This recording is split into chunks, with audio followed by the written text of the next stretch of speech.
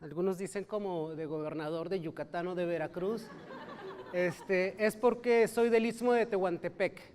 Mi familia es de Oaxaca y allá cuando tenemos una festividad, los hombres solemos utilizar guayabera y pantalón negro. Y bueno, para mí hoy es una festividad que estemos aquí, que platiquemos, estoy muy contento y bueno, pues vamos a celebrar. A ver. Si estás más cómodo.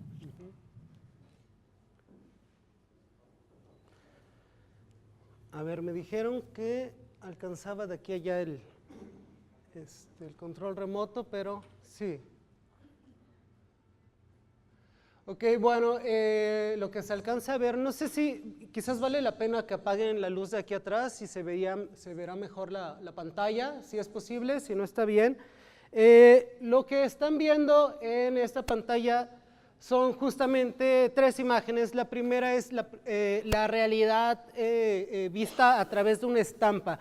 Decidí nombrar esta plática Tres estampas de realidad precisamente porque es difícil entender qué cosa es real y qué cosa es una reproducción. Las estampas fueron inventadas hacia el siglo XV aproximadamente y lo que hacían eran imprimir partes de la realidad a través de diferentes técnicas, ¿no? De prensas, grabados, etcétera. La segunda imagen que ven ahí, bueno, dice qué cosa es la realidad. La realidad nos dice la RAE que es lo opuesto a lo que de alguna manera es ilusorio, ¿no? Sin embargo, no es una definición clara que nos puede explicar muy bien lo que es la realidad. Después hay otra estampa, otro recuadro que nos dice que es la realidad virtual. La realidad virtual, nos dice la RAE, es una representación de la realidad a través de un medio, digamos, informático, ¿no? Entonces, aquí estamos nuevamente en un conflicto, ¿no? Si bien la estampa es una representación de la realidad y la realidad viene siendo una oposición a lo ilusorio, la realidad virtual termina siendo una realidad informática representada a partir de lo virtual, ¿no? Y como veíamos hace rato, es difícil distinguir realmente qué fue el inicio de esta representación y es parte de lo que les quiero compartir el día de hoy. Era un tratado de medicina, curiosamente, se publicó prácticamente un siglo después de que la persona que lo escribiera murió. Y este tratado fue muy discutido de alguna manera y la figura de esta persona, porque además de médico era mago como muchos de los médicos en ese tiempo, y no solo eso, sino también los científicos de la Edad Media, bueno, eran personas que se dedicaban a múltiples actividades, ¿no? Pensemos en aquellos científicos que decían ser alquimistas y tener la capacidad de transformar los metales en oro, ¿no? Por ejemplo, ¿no? Entonces, aquí nos estamos confrontando también ante las artes ocultas, la ciencia, la posibilidad de transformar la realidad, ¿no? Y parte de esto ha sido uno de los, de alguna forma, búsquedas eternas de la humanidad, ¿no? De maneras de manipular lo que es real a su conveniencia. Por eso la magia, por eso la ciencia.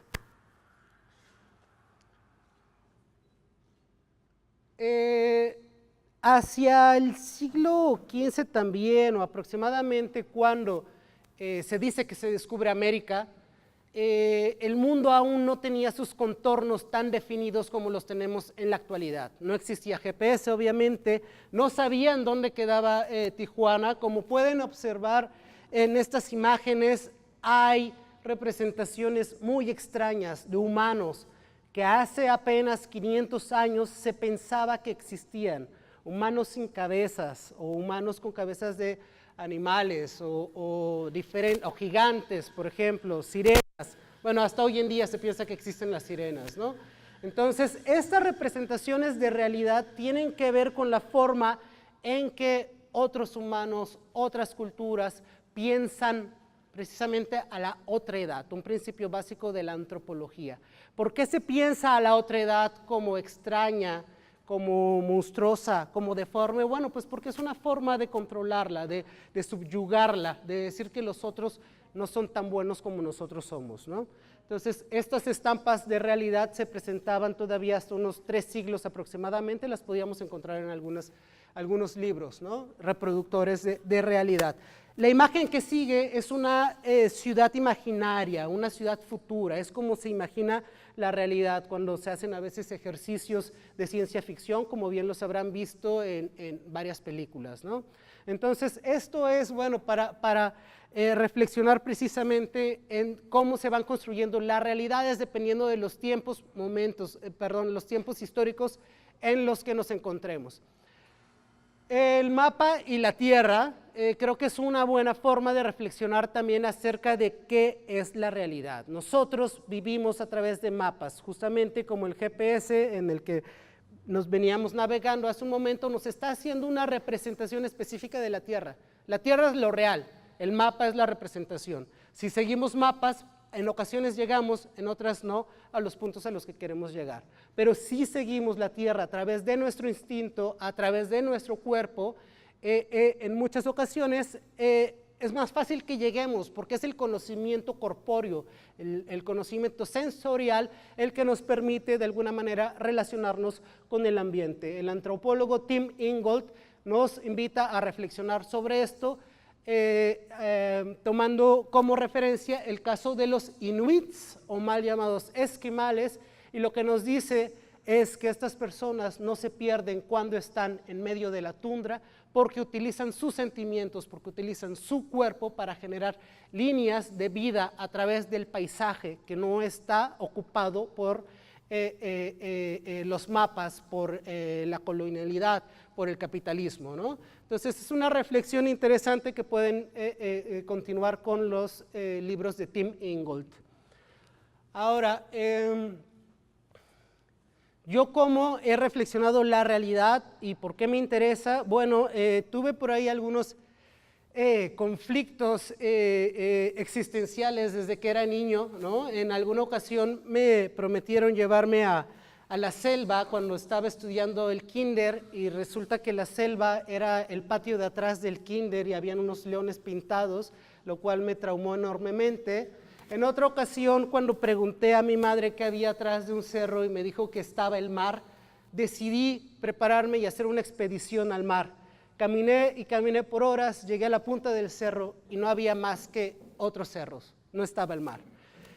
Cuando voy después a prepararme en la preparatoria, recuerdo muy bien que la maestra de bioquímica nos hablaba de átomos y era tan difícil entender cómo se construía la realidad a partir de átomos hasta que nos dijo, ustedes están hechos de átomos, la realidad es una cascada de átomos.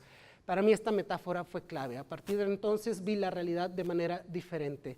Cuando sigo mis estudios y escucho a Marx hablar sobre la superestructura y cómo de alguna manera pues la cultura, las creencias, la religión pertenecen a esta superestructura, me interesé, seguí estudiando, fui a hacer estudios a Holanda, estudié sociología, a Estonia, estudié semiótica, estudié antropología también en Guadalajara, y estos estudios me llevaron a acercarme y a comprender la realidad desde perspectivas diferentes. Es lo que me gustaría abordar brevemente. Desde la sociología, ¿cómo se entiende la realidad? Bueno, desde la sociología la realidad está construida en superestructuras. Lo que ven en la imagen de la esquina es una pintura de castas. Estas pinturas se solían hacer hacia el siglo XVI, XVII y representaban a la sociedad que existía en ese jerarquizada y marcada por diferentes etnias, razas y clases, representaciones de pintores españoles. Eso es la estructura social que determina la forma en que somos y cómo nos relacionamos con otros en un momento histórico dado. Desde la perspectiva de la sociología, nosotros construimos la sociedad, pero la sociedad nos determina. Ahora, ¿qué pasa con la antropología? Bueno, la antropología lo que nos está diciendo es que cada cultura ve la realidad de manera diferente. Si en México existen 65 grupos indígenas, entonces esto supondría que existen al menos 65 formas diferentes de ver la realidad, lo cual es una idea muy interesante y vale la pena explorar, por ejemplo, a través de implicaciones de qué es el amor para una cultura, qué es el color negro para una cultura. Pueden ser conceptos tan comunes para algunos, pero tan diversos para otros. Entonces, eso es lo que implica ver la realidad desde los ojos de la antropología. Desde los ojos de la semiótica, la realidad simplemente no existe. La realidad la construimos cada uno de nosotros en nuestras cabezas, y la forma en cómo nos relacionamos con esta, cómo vemos el mundo, cómo significamos los signos, es muy personal. Entonces, cada uno de nosotros vive en su propia realidad. Entonces, bueno, los estudios que he hecho no me han enseñado qué es la realidad, sino me han enseñado diferentes formas de abordar la realidad. Quiero ponerle 3 ejemplos acerca de cómo he abordado la realidad en mis estudios. Yo he viajado por diferentes países del mundo visitando restaurantes mexicanos. Me encanta explorar cómo la realidad mexicana es representada a través de la comida, a través de los paisajes alimentarios. En mi tesis de doctorado hice estudios acerca de restaurantes mexicanos en Ámsterdam, en Madrid, en San Francisco, en Los Ángeles. Me encontré con cosas fascinantes y habían representaciones de la mexicanidad, la mayoría que obviamente no coincidían con lo que yo considero ser mexicano, y mucho menos siendo del Istmo de Tehuantepec. Pero esto nos muestra que existen también múltiples realidades representadas que para quienes se relacionan con estas son reales. Entonces, ¿esto es real? Sí, sí es real, solo para algunos. Lo que ven aquí son mis interpretaciones desde la semiótica también de cómo las realidades se van construyendo. Toda realidad tiene un sustento material, físico o también sentimental. Las realidades que vimos anteriormente o a través de los platillos mexicanos tienen, por ejemplo, estos wraps así como todos sanos supuestamente, ¿no? Azules, que los puedes ver en algunos restaurantes californianos o en Ámsterdam. Bueno, están inspirados supuestamente en las olas, el color azul californiano, etcétera, ¿no? Y ves muchas veces cómo se está reproduciendo esta imagen. Lo mismo sucede con el icono de la comida mexicana, ¿no? Los chiles en nogada, que tienen su representación de otra representación que es la bandera mexicana. Y por último tenemos al Tex-Mex, que casualmente tiene estas texturas pues como duras, estos colores muy de desierto, y que obviamente tiene su referente territorial en el desierto mexicano, ¿no? Solo para ejemplificar cómo las realidades son construidas a partir también de materialidades o de sentimientos. Otra realidad que me interesa explorar de manera rápida es que en el pueblo de donde soy originario, San Francisco Ixhuatán, en una ocasión, en una fiesta que se hace el 2 de febrero, la fiesta de la Candelaria, días antes llega una persona y le dice a las autoridades del pueblo: saben, acabamos de descubrir que hay petróleo en su pueblo. Las autoridades se emocionan, el pueblo también. La persona los lleva rumbo al mar. Ahí es donde se supone que se había descubierto el petróleo. Él decía ser de Pemex, se hace una especie de procesión, todo el mundo va, les señala dónde van a estar pues, los pozos, etcétera, y les dice: ok, si ustedes quieren trabajar para Pemex, tienen que pagar para su plaza, para que se les empiece a tramitar la plaza. La gente pagó, la gente de presidencia y gente de estos puestos mayores, más ambiciosa, obviamente pagó más, pero también los tricicleros vendieron sus triciclos, la gente del mercado sus canastos, y cada quien pagó para lo que le alcanzaba. Inicia la fiesta, y obviamente en una semana de fiesta en donde hay música, felicidad, comida, alcohol, a todo el mundo se le olvida la realidad real. En ese momento la persona que había prometido las plazas era tratado como rey en el pueblo. Todo el mundo le daba comida, bebida, festejaba con él. Cuando termina la fiesta, los invita a que vayan a la ciudad vecina que se llama Juchitán a un desayuno, a las personas que habían pagado más, a las autoridades para que terminaran de firmar los contratos. Tardaron en el desayuno, no llegaban los representantes de Pemex. Esta persona sale a buscarlos supuestamente a la calle y nunca regresa, ¿no? ¿Qué nos dice esto? Bueno, la realidad se construye socialmente, sí, pero en los rituales que tenemos, ¿no? Cuando festejamos, cuando estamos haciendo estas transiciones, cuando estamos en los estados liminales, no nos importa la realidad. Podemos sostener, podemos poner la realidad en pausa en algún momento. Y esta persona, que yo llamo un embustero rural, supo cómo manejar la realidad de todo un pueblo para estafarlos. El último ejemplo que les quiero poner es de cómo construir realidades en ocasiones es importante. También trabajo realizado haciendo consultorías. El primer libro que ven es la portada de un estudio que hicimos acerca de cómo impulsar ciudades inteligentes en México. Para construir esta de alguna manera, investigación, pues entrevistamos a muchísimas personas en Querétaro, a los diferentes actores que podían ser parte de esta realidad futura que se quería construir, ¿no? Esta es una manera también de reflexionar acerca del futuro que queremos. Y este estudio lo que intentó dar fueron las guías de lo que iba a ser la ciudad futura, pensada ahí en Querétaro, al lado, que se iba a llamar IQ Smart City Ciudad Maderas, ¿no?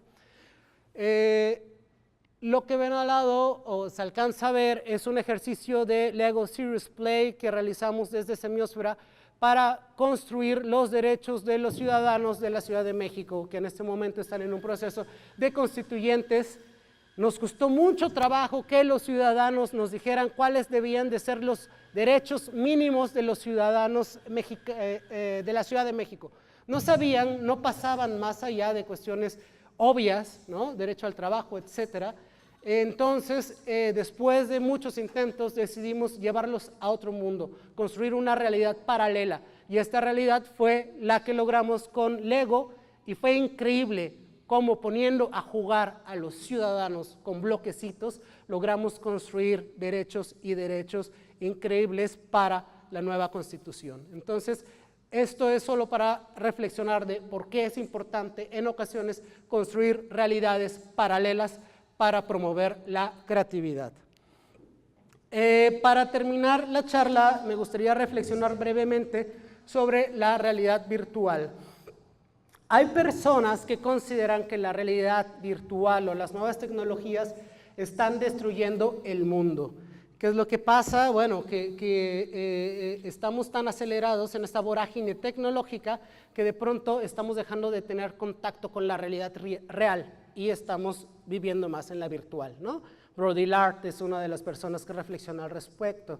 Sin embargo, Jaron Lanier, una de las personas que inventó la realidad virtual, nos dice, bueno, lo que pasa es que estamos ante el peligro de que la creatividad sea poco reconocida, la creatividad individual, y todo pase a ser de alguna manera pensado como si fuera producto de la mente colmena. Y dice, no, nosotros debemos de seguir reconociendo la creatividad del individuo. Y acerca de cómo relacionarnos con las realidades virtuales, él sugiere que es necesario pensar formas creativas y novedosas para que todas las personas como ustedes, dedicadas y dedicados a las industrias creativas, puedan sobrevivir y seguir cambiando este mundo para bien. Y entonces las realidades que él imagina son, por ejemplo, utilizar la realidad virtual para que los músicos puedan tocar en 100 locaciones al mismo tiempo y vivir de eso, etc. ¿Cuál es mi posición al respecto? ¿No? Él es Jaron Lanier, el que salió primero. Que efectivamente el mundo está cambiando.